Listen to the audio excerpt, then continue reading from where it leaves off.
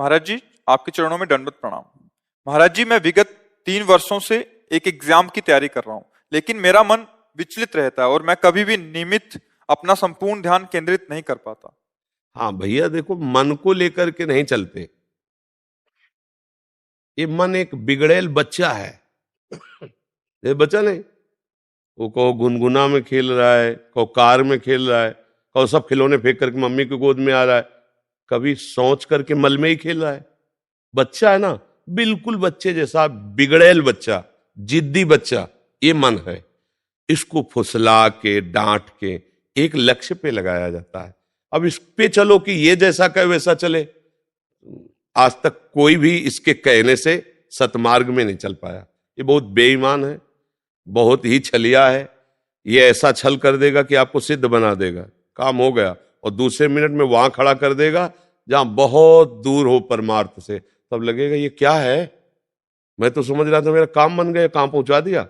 इसलिए मन के अनुसार नहीं चलते, मनमुखी नहीं, गुरुमुखी चलते हैं।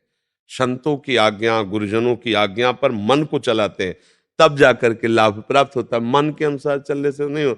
मन का तो बहुत विचित्र खेल है, सबको रोना पड़ता है, ये इतना विचित्र है, बहुत ही, मतलब हार करके, मतलब आप लोग तो अभी जीतने का प्रयास ही नहीं कर रहे। जो जीतने का प्रयास करते हैं वो कई बार इसको घुटने पे लाते हैं, फिर वो चित्त फेंक देता है, फिर वो हार करके सोचते प्रभु मैं हार गया, आप तो कुछ करो। हार जुक्ति लगा के हार गया। 10 वर्ष ठीक चलेगा, 10 वर्ष, और 10 मिनट में 10 वर्ष की कमाई पे आग लगा देगा। 10 मिनट में। इतना बड़ा शैतान बच्चा है, इसलिए बहुत सबल। और अच्छा, इसको छोड़ नहीं सकते, जा मतलब नहीं रखते, जी नहीं पाओगे। वो एक ऐसा अपना अंग है जिससे हम अलग भी नहीं हो सकते और जिससे हम मिल भी नहीं सकते। अगर हम मिले तो नाश कर देगा, अलग हुए तो जला के राख कर देगा। देखो ना, मन से अलग होके मन ऐसी मार देगा कि लगेगा कि भगवान और सब गुरु एक तरफ। पहले भैया तू बता तुझे चाहिए क्या, सब इसी में तो फंसे। आज हमें घुमाओ, चलो भैया घूमो। आज हमें दिखाओ, चलो भैया देखो। आज हमें ये भुगाओ, तो चाहे पैसा लगे चाहे जूता चले। नहीं, लोग जानते हैं ना, ये अगर काम किया तो हमारे डंडा भी चलेंगे, अपमान भी होगा, जेल भी मिलेगी। लेकिन मन ने कह दिया कि हमको ये देव, तो उस लाडले बच्चे के लिए उसके लिए चल दिया, वो पूरी जेल जिंदगी भर भोगा। बहुत विचित्र है ये मन। इसलिए इसको संभालने के लिए मन को गुरु, किसी भी संत को, किसी भी शास्त्र को एक अपना गुरु मान लो और उसके अनुसार चलो तो ठीक हो जाएगा। और नाम जप के बिना मन को रोकने की ताकत नहीं पा सकता कोई। ये असली बात समझ लो। नाम जप ही तुम्हें वो बल देगा जिससे तुम मन को देख सकते हो, मन को डांट सकते हो, मन को रोक सकते हो। अगर भजन नहीं है तो इतना बड़ा शैतान है, मतलब इसकी तो व्याख्या नहीं की जा सकती। बहुत गंदी बात है मन को अपना मान लेना।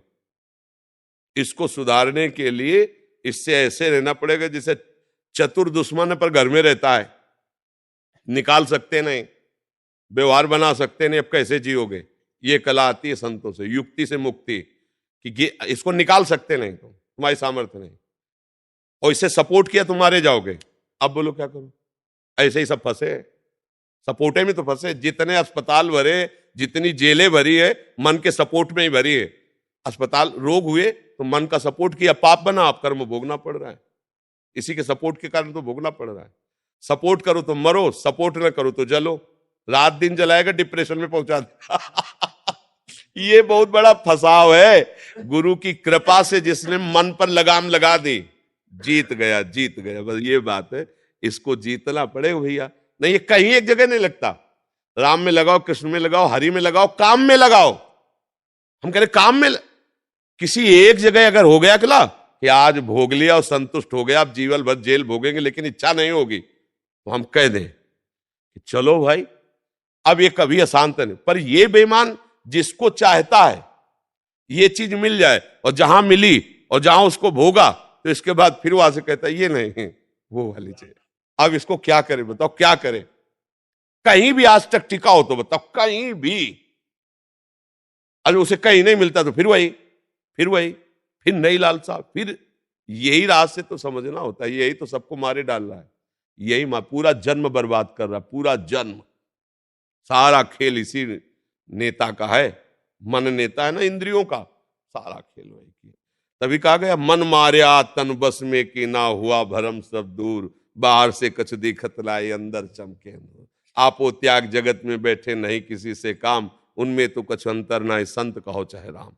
कसौटी कस के जीवन को भगवान में समर्पित करना भैया, त्राहिमाम मोही रक्षा करे तब होता है, ले तो धज्जिया उड़ा देता है मन। ऐसे थोड़ी, जो सच्चाई से चलने वाले साधु महात्मा है वो साधकों को क्यों प्यार करते, इसी से कहते भैया तुम्हें प्यार करने वाला इस सृष्टि में कोई नहीं मिलेगा, एक गुरु कृपा ही तुम्हें संभाल सकती, आगे बढ़ो। कोई नहीं, कोई सपोर्टर नहीं है, कोई सपोर्टर नहीं, कोई शब्द कह दिया, कोई नहीं। जहां देखो साधक के सामने कोई अपनी प्रभुता बता रहा, कोई अपना ज्ञान बघार रहा, कोई उसकी सुन रहा है क्या कि उसकी दशा क्या है, उसका इस दशा से कैसे निवारण हो, वो केवल भगवान जानते हैं। और अपनी किसी से दशा कहना भी चाहे तो इधर की उधर उधर की उधर, वो रास्ता नहीं मिलता, वो केवल ऐसे मिलता है, हे नाथ आप इस, तब वो मार्ग दे देते हैं, तब वो युक्ति दे देते हैं कि मन को कैसे पटकना है। और जहां युक्ति मिली निहाल हो गया, आप आओ गुरु मेहरबान, चेला पहलवान आओ टांग पे चढ़ा के दुबिया पछाड़ मारा, छा चित्त मन गिरा, अब आनंद में मगन। अब हम नहीं जानते दांव पेच, तो जहां चाहता वहां पछाड़ के गिरा देता है। इसलिए नाम जप करो और धर्म से चलो और भगवान का सहारा ले लो, वो जिता देंगे। वो मूर्ख से वेद पढ़वा दे, मूर्ख जो ककारा नहीं बोलना चाहता वो वेद पढ़ ले, भगवान की सामर्थ्य उनकी। मूकम करोति वाचालम पंगुम लंघयते गिरिम, लंगड़े से पहाड़ फंदवा दे। यत कृपातम हम बंदे परमानंद माधव, भगवान का आश्रय और नाम जप ये सब ठीक कर देगा, कोई कहीं भी हो। नहीं तो मन देखो प्रवचन करने से नहीं शांत होगा, प्रवचन सुनने से नहीं शांत होगा, दान पुण्य से नहीं शांत होगा। बहुत चतुर है, मंदिर में दर्शन करते हुए गलत सोच लेगा, भगवान को फूल चढ़ाते हुए वही गलत सोच। ये छोटा मोटा थोड़ी है मन, ये भगवान को भी गलत साबित कर सकता है,